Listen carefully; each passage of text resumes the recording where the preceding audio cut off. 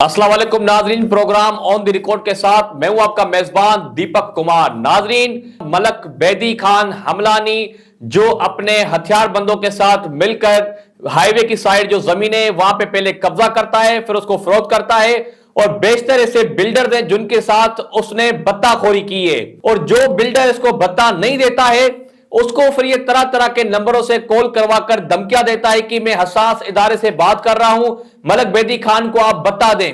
एक नंबर में आप लोगों के साथ शेयर करना चाहता हूं।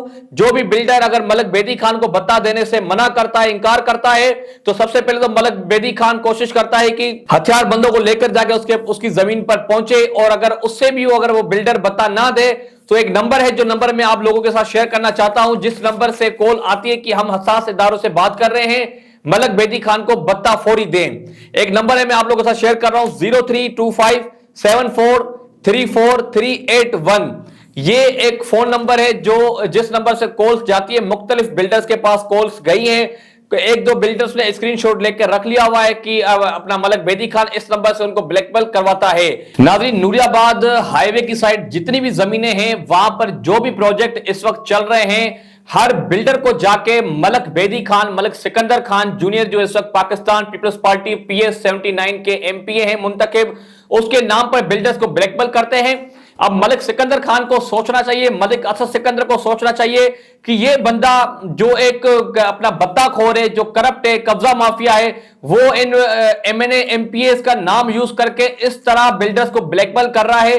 क्या वो इन MNA MPAs के कहने पर कर रहा है? अगर मलिक असद सिकंदर या मलिक सिकंदर खान जूनियर का इस मामले से कोई ताल्लुक नहीं है तो अभी के अभी इनको लगाम डाली जाए कि जिस तरह अपना ब्लैकमेल कर रहे हैं बिल्डर्स को। नाज़रीन, अब नूरियाबाद की साइड वंडर सिटी और इंडस्ट्री फेज 3 के बीच में 80 एकड़ एक जमीन है शकील पटेल नामी शख्स की, जिसको मलक बैदी खान ने मुबैना तौर पर कब्जा करके दो मुख्तलिफ बिल्डर्स के साथ मुख्तलिफ रेट्स में फरोख्त की है। ये एक बहुत बड़ा फ्रॉड है, बहुत बड़ा स्कैंडल है, अरबों रुपए का स्कैंडल है, जिसमें हमारी पाक आर्मी को, हमारे नेब को, एंटी करप्शन को, FIA को इसमें इन्वेस्टिगेशन करने की जरूरत है। ये मैं एलिगेशन नहीं लगा रहा हूं, ये मैं एक न्यूज दे रहा हूं। इसकी कंफर्मेशन इदारों को करनी चाहिए कि क्या ये न्यूज सच है या गलत है। ये जो मेरे पास अपना ये रिपोर्ट पहुंची है, ये हनीफ मुंडिया एक बिल्डर है जिसके करीबी जराए ने ये दावा किया है कि मलक बैदी खान ने हथियार बंदों के जरिए पहले जमीन पर कब्जा किया, फिर बिल्डर हनीफ मांडिया के जरिए वंडर सिटी के जो मालिक है इरफान वाहिद, उसके साथ पर एकड़ 35 लाख रुपए में ये जमीन फरोख्त की। और उसके बाद उसी जमीन को एक दूसरे बिल्डर हैं चौधरी दानिश के साथ 60 लाख रुपए पर एकड़ में जमीन फरोख्त की है ये मलक बैदी खान ने। और चौधरी दानिश की जमीन को जैसे उसने फरोख्त की, फिर अपने हथियार बंद वहां पे बिठाए और बिठाने के बाद काम चालू हुआ। लेकिन जैसे ही अपना जमीन का असल मालिक सलीम पटेल पहुंचा, उसने पहुंचते ही कब्जा जो माफिया के लोग बैठे हुए थे उसको वहां से जमीन से हटाया और चादर और चार दीवारी वहां पे बनाकर उसने अपनी जमीन को सेपरेट कर लिया और वहां पे अब वो जमीन असल मालिक के कब्जे में है। अब जो ये दो बिल्डर्स हैं, एक तो इरफान वाहिद है, दूसरा बिल्डर है चौधरी दानिश, इन दो लोगों के साथ अरबों रुपए का फरोख्त हुआ है। नाज़रीन, अगर आप 35 लाख रुपए के हिसाब से पर एकड़ अगर आप 80 एकड़ जमीन लगाए तो भी करोड़ों रुपए की अमाउंट ये बनती है।